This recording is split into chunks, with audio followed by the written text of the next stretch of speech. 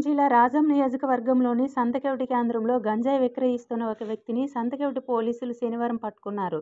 Rajam rural CI H. Upendra అందించిన వివరాల ప్రకారం సంతకెవటి మండల పరిధిలో జీఎంఆర్ఐటీ కళాశాల వెనుక టేకు తోటలో గంజాయి విక్రయాలు జరుగుతున్నట్లు సమాచారం వచ్చింది.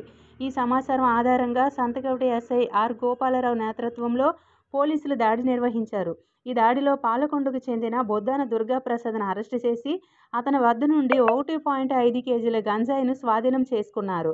దుర్గాప్రసాద్ను విచారించగా ఆయన ఒడిశాలోని కోరాపుట్ జిల్లా నుండి గంజాయి తీసుకొచ్చి సంతకెవటి, రాజాం, రేగిడి మండలాల్లో విక్రయిస్తున్నట్లు తెలిసింది. ఈ విషయం వెలుగు చూసిన అనంతరం పోలీసులు కేసు నమోదు చేసి దుర్గాప్రసాద్ను రిమాండ్కు తరలించారు.